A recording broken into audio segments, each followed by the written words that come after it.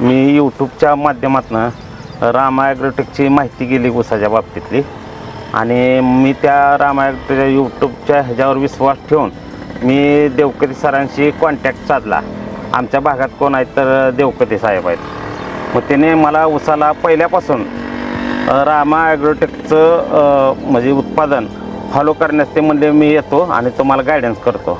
मग त्यांच्यावर विश्वास ठेवून आपण उत्पादन म्हणजे त्यांचं मार्गदर्शन घेतलं आणि ऊसाला त्याचा रिझल्ट आता सध्या 5 ते 6 महिन्यात रिझल्ट अतिशय छान आलेला आहे.